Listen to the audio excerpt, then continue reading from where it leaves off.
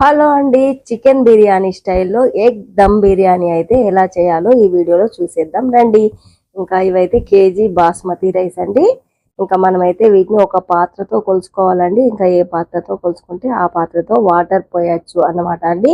కొలత ప్రకారంగా తీసుకోవాలండి. ఇలా నేనైతే దీంతో అయితే తీసుకుంటున్నానండి. ఇంకా దీనికి 1కి 2 చొప్పున వాటర్ పోసుకోవాలండి. మనం దేంతో కొలుచుకున్నా కానీ ఇప్పుడైతే వీటిని శుభ్రంగా కడిగి ఒక 2-3 సార్లు కడిగి అయితే నానబెట్టి అయితే పక్కన పెట్టేసుకుందామండి. బాస్మతి రైస్ తీసుకుంటున్నానండి నేనైతే. ఇంకా చికెన్ బిర్యానీ స్టైల్లో ఉంటుందండి, అంటే చికెన్ మసాలా అన్నమాట అండి. ఇదివరకైతే ఒక ఎగ్ దమ్ బిర్యానీ వీడియో అయితే పెట్టానండి, అది టమాటాలు వేసి పెట్టాను. ఇంకా ఇదైతే చికెన్ బిర్యానీ స్టైల్లో అండి. ఇంకా స్పైసెస్ తీసుకోవాలండి. 2 ఇలాచి, ఒక 3 యాలకులు, ఒక మరాఠీ మొగ్గ, ఒక 7-8 మిరియాలండి. ఇంకా ఇందులోంచి మిరియాలు పక్కకు తీసుకొని ఇంకా అందులో మనం బగారా ఆకులు వేసుకోవాలండి. వేసి ఇంకా వాటర్ వేసి నానబెట్టుకుంటే ఇంకా వీటన్నిటిని ఇలా నానబెట్టడం వల్ల వాటి ఫ్లేవర్ అయితే రెట్టింపు అవుతుంది అని ఇలా నానబెడతారండి. ఇంకా వాటిని అయితే నానబెట్టేసి పక్కన పెట్టుకొని ఇంకా మసాలాలు అయితే రెడీ చేసుకుందామండి. ఇంకా అల్లం, వెల్లుల్లి, ఉల్లిగడ్డలు ఒక 1/2 కేజీ వరకు. ఇంకా నిమ్మకాయల్లో రసం ఎక్కువగా ఉండట్లేదు అని నేనైతే ఒక 3 వరకు అయితే తీసుకుంటున్నానండి. ఇంకా రసం ఎక్కువ ఉన్నదైతే ఒక్కటైనా సరిపోతుందండి. ఇంకా ఒక 3-4 పచ్చిమిరపకాయలు, ఇంకా వీటన్నింటినీ అయితే చక్కగా కట్ చేసుకున్నానండి. ఇంకా అల్లం కూడా చక్కగా చెక్కు తీసి ముక్కలుగా కట్ చేసేసాను. ఇంకా వెల్లుల్లి ఒక్కటే మిగిలిపోయిందండి, ఒలుచుకోవాలి. ఇంకా దాన్ని కూడా ఒలిచేసాను.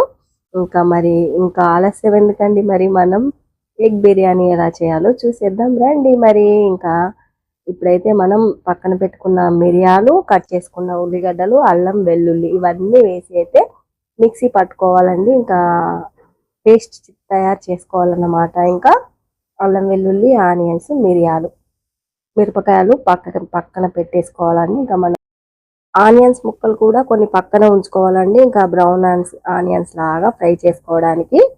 ఇంకా సగానికి పైగానే వేస్తున్నానండి. ఇంకా కొన్ని మాత్రమే ఉంచుకుంటున్నాను. ఇంకా ఈ మాత్రం ఒక పిరికడన్ని అలా ఉంచుతున్నానండి. ఇంకా వీటిని చక్కగా నూనెలో వేయించుకోవాలండి. బ్రౌన్ ఆనియన్స్ లాగా, మిరపకాయలు, ఇంకా ఉల్లిగడ్డలు ఈ 2 అయితే పక్కన పెట్టేద్దామండి. ఇంక ఇప్పుడు దీన్ని గ్రైండర్ పట్టి అయితే మిక్సీ పట్టి పేస్ట్ అయితే చేసేసుకుందామండి. మిక్సీ ఆన్ చేసి ఇంకా ఆనియన్స్ అయితే గ్రేవీ లాగా పట్టేస్తున్నానండి ఇప్పుడైతే. మరి థ్యాంక్ యూ ఫ్రెండ్స్. మాను కేర్ ఆఫ్ సీను ఛానల్ని సబ్స్క్రైబ్ చేయండి, లైక్ చేయండి, షేర్ చేయండి. మరిన్ని ఇంట్రెస్టింగ్ వీడియోస్తో మీ ముందుకి వస్తూనే ఉంటానండి. ఇంకా ఆనియన్ పేస్ట్ను పక్కన పెట్టి ఇంకా మనమైతే ఈ మట్టి పాత్రలో బిర్యానీ చేసుకుందామండి. ఇంకా అందులో అయితే కొన్ని నీళ్లు పోసి ఇలా మరిగించుకొని దించేసి అవి పక్కన పడబోసి ఇంకా అందులో అయితే మనం నెయ్యి వేసుకోవాలండి. ఇంకా అంతలోపు అయితే బాయిల్డ్ ఎగ్స్ ఉడికాయండి. ఇంకా వాటిని అయితే పొట్టు తీసి పక్కన పెట్టేశాను. ఇది మరిగేంత లోపల అయితే ఇంకా నెయ్యి వేసి కాగిన తర్వాత అందులో మనం పచ్చిమిరపకాయలు, ఇంకా బిర్యానీ స్పైసెస్ నీళ్ళలో నానబెట్టి ఉంచాం కదండి, బిర్యానీ ఆకులు, లవంగం, మరాఠీ మొగ్గ, ఇలాచీలు ఇవన్నీ వేసి ఇంకా అన్నానికి సరిపడా ఉప్పు వేసి చక్కగా ఫ్రై చేసుకొని ఇంకా అల్లం, వెల్లుల్లి, ఆనియన్ అన్నీ కలిపి పేస్ట్ చేసాం కదండి, ఇంకా దాన్ని కూడా వేసి వేయించుకోవాలండి. చక్కగా వేగిపోయిన తర్వాత ఇంకా ఇందులో మనం 1-2 చొప్పున అయితే వాటర్ వేసుకోవాలండి. ఆనియన్ పేస్ట్ చక్కగా వేగిన తర్వాత పచ్చి వాసన పోవాలండి. నెయ్యి మాత్రం అయితే కొంచెమే వేసానండి, మీరు గమనించారా? ఇంకా ఇప్పుడైతే వాటర్ వేసేస్తున్నానండి. 1-2 అంతే అండి. 1-1.5 కూడా వేసుకుంటారండి. ఇంకా మాకైతే కొంచెం పుల్లలుగా ఉంటే ఎక్కువగా ఇష్టపడరండి. అన్నం ఆరిపోయిన తర్వాత గట్టిగా వస్తుందని. ఇంకా 2 వేయడం వల్ల ఎంత తినడానికి ముసలి వాళ్ళకు కూడా తినవచ్చేలాగా ఉంటాయండి. మా మామయ్య లాంటి వాళ్ళ కోసం ముఖ్యంగా నేనైతే అలా 1-2 పోస్తూ ఉంటానండి. ఇంకా ఉడకబెట్టిన గుడ్లన్నీ పొట్టు వలుచుకొని పక్కన పెట్టాం కదండి, ఒక 3 స్పూన్ల వరకు కారం వేసాను, 1 స్పూన్ వరకు అయితే ఉప్పు వేసుకున్నాను, ఇంకా 2 స్పూన్ల వరకు గరం మసాలా వేస్తున్నానండి. ఇంకా చిన్న స్పూనే అండి అదైతే. ఇంకా ఇందులో పెరుగు వేసుకోవాలండి, పసుపు కూడా వేస్తున్నానండి. 1 స్పూన్ వరకు పసుపు వేసుకొని ఇంకా నేనైతే ఇంట్లో తయారు చేసిన పెరిగేనండి. ఇంకా పెరుగు అయితే వేసేసుకొని కలిపి మ్యాగ్నేట్ చేసి పక్కన పెట్టుకోవాలండి. ఇంకా ఇందులో మనం నిమ్మకాయలు అయితే అప్పుడైతే చూపించాను కదండి. ఆ నిమ్మకాయలు కూడా ముక్కలుగా కట్ చేసుకొని ఆ రసం కూడా ఇందులో పిండి మ్యాగ్నేట్ చేసి అయితే పక్కన పెట్టేసుకోవాలండి, చక్కగా కలిసిపోయేలాగా. ఇంతే అండి, మనకైతే బిర్యానీకి కావాల్సిన గ్రేవీ రెడీ అయిపోయినట్టేనండి. ఇంకా నిమ్మకాయలు అయితే ఇలా రసం అయితే పిండేస్తున్నానండి. నిమ్మకాయ ఫ్లేవర్ ఎక్కువగా ఇష్టం లేకపోతే ఒక్కటే వేసుకున్నా సరిపోతుందండి.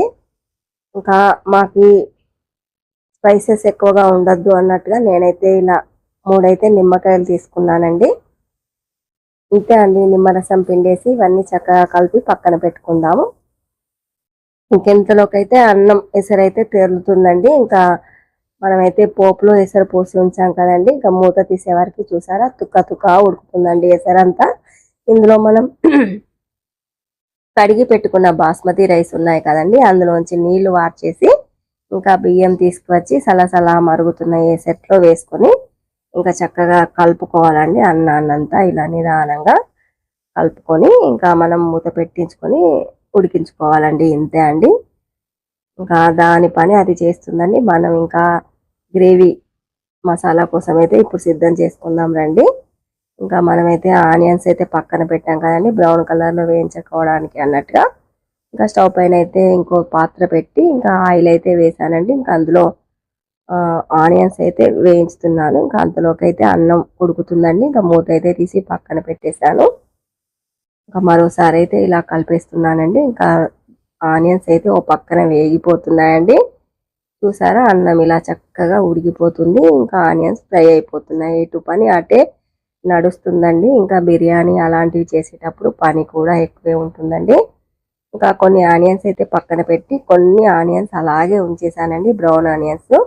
అందులో 2 పచ్చిమిర్చి చీలికలు, అల్లం వెల్లుల్లి ఆనియన్ పేస్టు 3 ఇంకా మిక్స్ అయితే పట్టుకున్నాం కదండి, ఆ పేస్ట్ అంతా వేసేసి ఇంకా కర్రీకి సరిపడా పసుపు కూడా వేసేసి పచ్చి వాసన పోయేంత వరకు చక్కగా ఫ్రై చేసుకోవాలండి. ఇంకా ఆనియన్ పేస్ట్ అంతా ఫ్రై అయిపోయింది అనుకున్నప్పుడు ఇంకా మనం పక్కన పెట్టుకుని మ్యాగ్నేట్ చేసుకొని పక్కన పెట్టాం కదండి, ఇంకా ఈ బాయిల్డ్ ఎగ్స్ అయితే ఇంకా ఆ మొత్తం మిశ్రమాన్ని తీసుకువచ్చి ఇంకా ఇందులో వేసేయాలండి.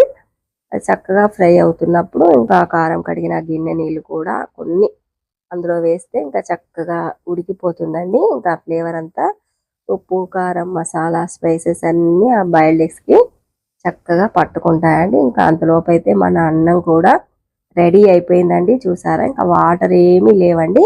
అలా వాటర్ మొత్తం దగ్గర పడేసి మగిలే స్టేజీ ఉన్నప్పుడు ఇంకా అందులో మనం అన్నం అంతా ఒకసారి తిరిగేసి కలుపుకొని ఇంకా ఇలా కొంచెం కొంచెం జరుపుకుంటూ ఇంకా అందులో మనమైతే ఈ ఫ్రై చేసి పక్కన పెట్టుకున్న గ్రేవీని కొంచెం కొంచెంగా బాయిల్డ్ ఎగ్తో సహా వేసుకోవాలండి. ఇంతే అండి, చాలా సింపుల్గా ఈజీగా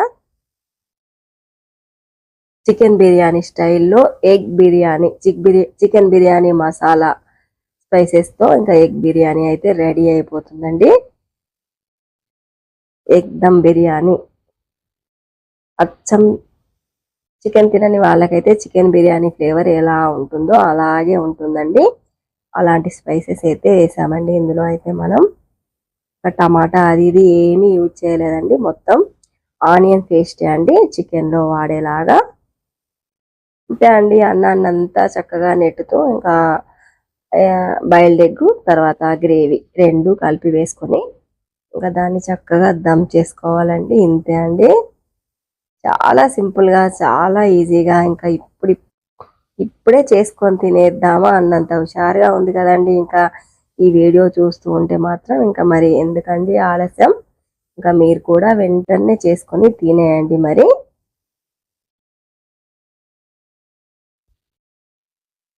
ఎంత చెయ్యరాని వాళ్ళకైనా కానీ ఈ వీడియో 1-2 సార్లు చూస్తే చక్కగా చేసుకోవచ్చండి. చూసారా, ఇంకా ఉన్న గ్రేవీని కూడా ఇందులో ఇంకా అన్నం మధ్యలోకి నెట్టేసి అయితే అందులో పెట్టేసి ఇంకా పైన బ్రౌన్ ఆనియన్స్ అయితే వేసేసుకొని దమ్ చేసుకోవాలండి. ఇంతే అండి, ఎక్కువ ఇంగ్రీడియంట్స్ ఏమీ వాడట్లేదండి. కొత్తిమీర కానీ పుదీనా కానీ ఏమీ చల్లట్లేదు, ఏమీ స్పైసెస్ ఎక్కువగా లేకుండా చక్కగా ఇలా కొంచెం సేపు అన్నం ఉమ్మగిలిన తర్వాత ఇంకా దీనిపైన కింద పెనం అయితే పెట్టుకోవాలండి. ఇంకా అన్నం అడుగు పట్టకుండా ఉంటుంది. పెనం వేడెక్కే వరకు అలా హై మంటలో పెట్టేసి పెనం వేడెక్కిన తర్వాత సిమ్లో పెట్టేసి అన్నం చక్కగా ఉమ్మగిలేలాగా ఉంచుకోవాలండి. ఇలా మనం ఒక మెతుకు ఇలా ముట్టుకొని చూస్తే మెత్తగా అయితే ఇంకా మన ఎగ్ దమ్ బిర్యానీ అయితే అయిపోయినట్టేనండి. చికెన్ బిర్యానీ స్టైల్లో ఎగ్ దమ్ బిర్యానీ రెడీ అయిపోయిందండి. మరి ఇంకా ఎందుకు ఆలస్యం, తినేసేద్దాం రండి. మరి ఉంటానండి.